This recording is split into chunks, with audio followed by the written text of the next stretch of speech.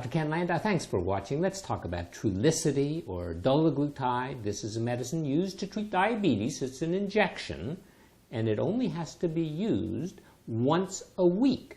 It was approved in September of 2014, before it was approved in Europe. That's kind of novel. What it does is it stimulates the pancreas cells to release insulin, but it's not insulin itself, and that means it's not for people who have type 1 diabetes where there isn't any insulin.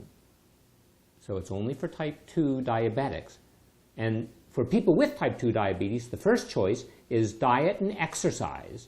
And then, and only then, do you go to some kind of medicine. Trulicity actually isn't even the first choice of drugs. It's an add-on for the most part. It comes in a pre-filled syringe or pen. You click a button, and it's injected into either your abdomen, your thigh, or your upper arm. Interestingly, in Europe, it's not approved for the upper arm. You rotate the sites. It can be injected at the same time as you inject some insulin, but not at the same location, and you can't mix the two in the same syringe. Doesn't matter whether you're eating or not when you take the medicine. You store the unopened container in the refrigerator. You don't freeze it. And if you happen to open one, you can keep it out of the refrigerator for up to 14 days.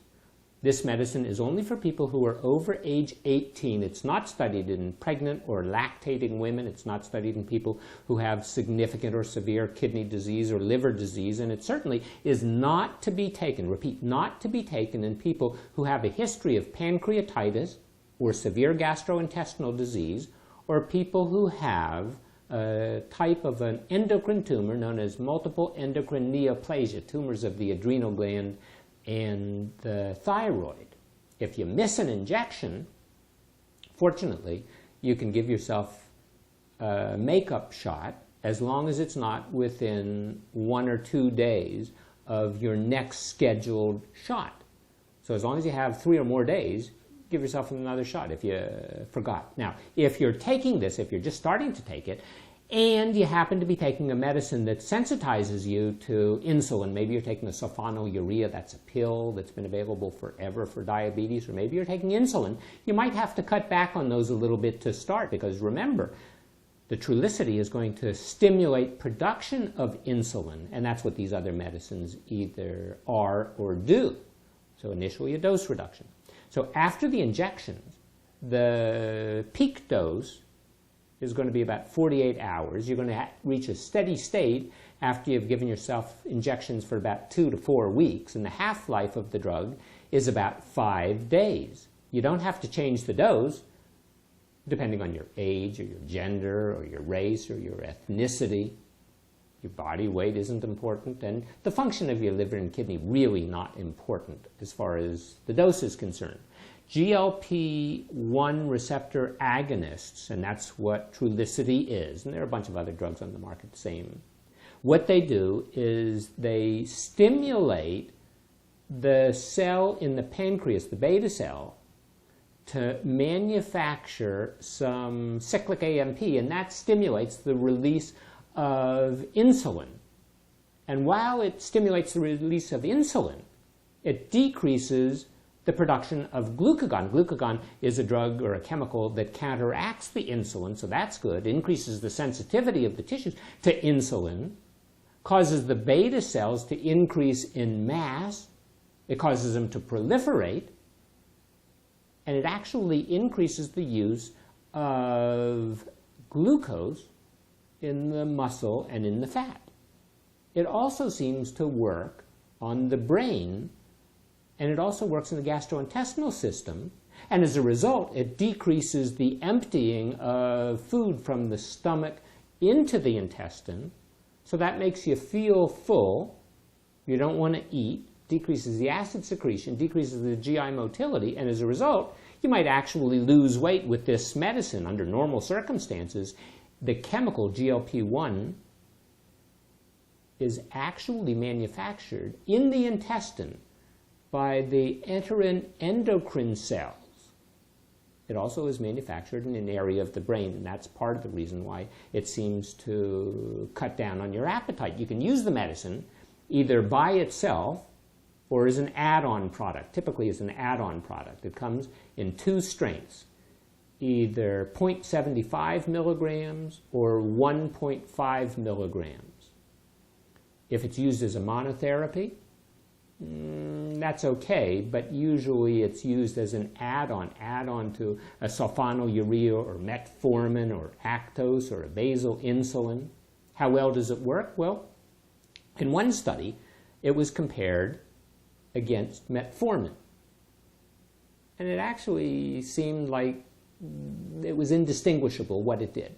Both of them resulted in a loss of about 3 or 4 or 5 pounds. Both of them resulted in a decrease in the glycosylated hemoglobin of a little more than a half a point, but less than a point. Caused the blood sugar to fall by about 25 milligrams. Not all that dramatic on any score. It was also tested against Amaryl either by itself or Amaryl with the Trulicity, and the combination caused the glycosylated hemoglobin to fall by a little more than a point and caused the blood sugar to fall by about 28 points. So that obviously is good. Didn't cause much weight change at all. The action overall, if we look at Trulicity, is it's probably going to decrease the blood sugar, the fasting blood sugar, by somewhere between maybe about 25 and 30 milligrams, decrease the 2-hour postprandial. In other words, after you eat, about 2 hours later, if you draw the blood, it's going to be down by about 20 points. It isn't dramatic. If we look at the glycosylated hemoglobin, chances are it's going to go down somewhere around 1 point, give or take a little bit. But the patients who were studied were relatively mildly out of control. Their sugars weren't all that high. And because the people who they studied weren't all that bad, they could come up with a claim that if the target was a glycosylated hemoglobin of less than 7%, that would be good control. With the 0.75 milligram dose, they achieved it 50% of the time, and with the 1.5 milligram dose, they achieved it about 60% of the time, but at a cost of side effects, lots of side effects of the drug. Nausea between 10 and 20% of the time. That's also part of the reason you lose some weight. Vomiting between about 5 and 15%. Diarrhea about 10% of the time. Abdominal pain 5 to 10% of the time. Actually, it's going to cause an overall GI upset somewhere around 30 or 40% of the time. It's going to cause you to be fatigued and have constipation and maybe have some gas. And in some people, it can lead to pancreatitis. Now, pancreatitis is very important. Pancreatitis, that's why you look for abdominal pain, especially if it radiates from the front to the back and if it's associated with some vomiting. And if it's increased with your heart rate, then make sure you go and see your doctor. It also can lead to some kidney problems, especially if you have pre-existing kidney disease, and especially if you happen to be dehydrated. Maybe you have some nausea, you're vomiting, you have diarrhea, you lose the fluid because it's summertime and you're working outside. Well, all of that can compound itself and lead to kidney problems. And it also can slightly interfere with the propagation of the electrical activity of the heart, can increase the likelihood of what we call first-degree heart block, can increase your heart rate by up to 15 points or more. That obviously is an issue. But getting back to this tumor stuff, this thyroid problem, in rats, when they were studied over a long period of time, not short period, but long period of time, they developed some adenomas and they developed medullary thyroid carcinoma, some of them. So that means that if you take the drug, and if you happen to develop some hoarseness or lump in your neck or you have some trouble swallowing or shortness of breath, obviously go and see your doctor. Doesn't seem to have many interactions with other drugs, but it does slow the absorption from the gastrointestinal system. And if you're taking pills for some reason, well, those pills might not be absorbed as well, and you might not get the full dose of whatever other kind of medicine that you're taking. If you overdose, what's the problem? The problem is you're going to have nausea and vomiting. Chances are your sugar isn't going to go down all that much. But there are other drugs in the same family. So if you were going to take a GLP-1 receptor agonist, you could take some Vidurion, you could take some Byetta, you could take some Lyzumia, you could take Victoza, and then there's Tanzium. Actually, both Bidurion and Tansium can be taken on a weekly dose, but they have some issues as far as convenience is concerned. So the Trulicity certainly seems to win in that regard.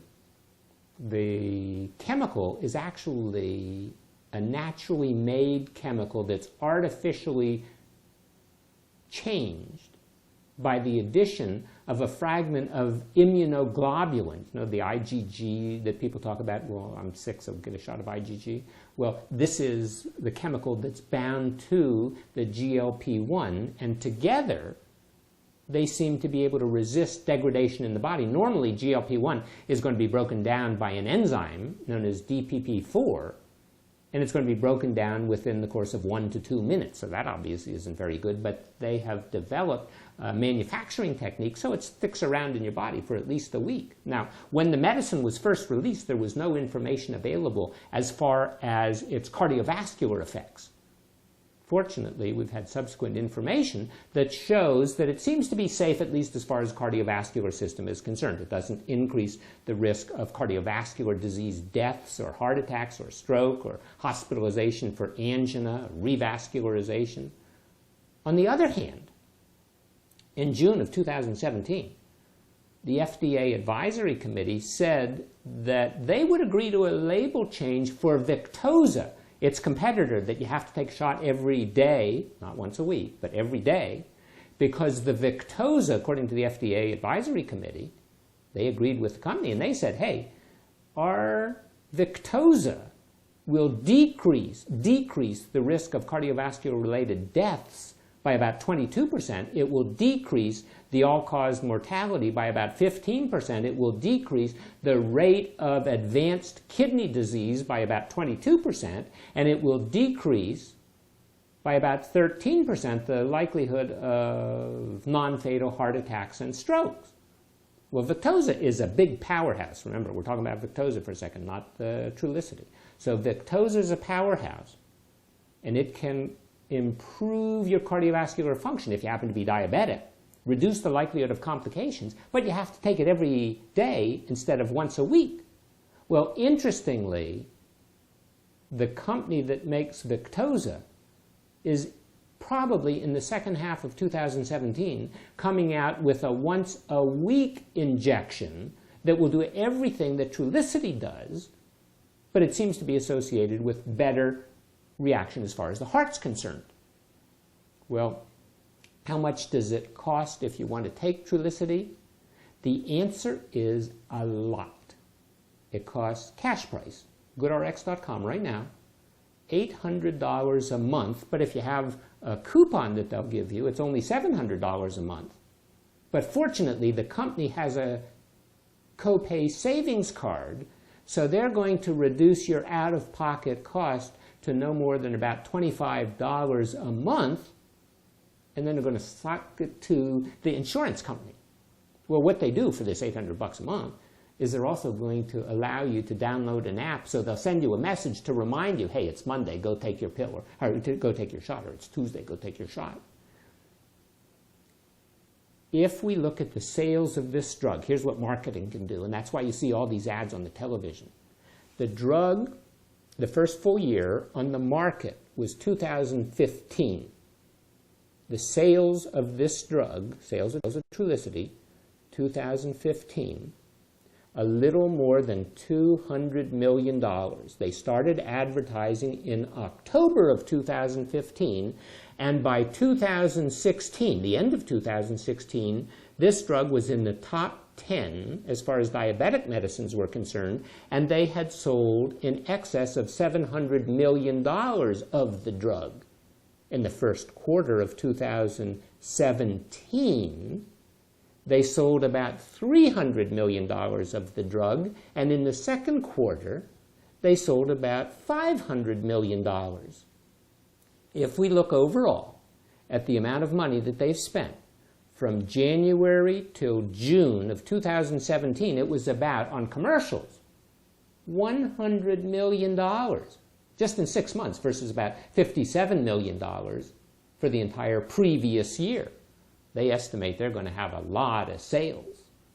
Well, the good news for the company is that Express Scripts, one of those big pharmacy benefit managers, they're picking Trulicity over Victoza. But as far as Trulicity is concerned, it's very expensive. It doesn't protect the heart. If you want to take a drug in this family, I think a better choice would be Victoza or the soon-to-be weekly injection. And better yet, we know if you happen to have type 2 diabetes, overwhelmingly, you weigh too much, you're too fat, you're overweight, or you're obese. And if you go and tackle that, then you're not going to have to go and take all of these expensive medicines. Because remember, when you take the Trulicity, it seems to help, but it's not a dramatic solution to the problem. It's not an amazing answer to the problem with the glycosylated hemoglobin. Chances are you are going to have to take it in addition to other medications. And remember, this is cash price, $800 a month. And that breaks down to about $27 a day, or $10,000 a year. And remember, in the studies it showed it was as good as metformin. You could take an entire year worth of metformin for the price of 1 day of Trulicity. Is it worth it? You have to decide, but I tell you what, diet and exercise, that's the way to go. That is the first choice. Trulicity is down the road. Thanks for watching. I'm Dr. Ken Landau.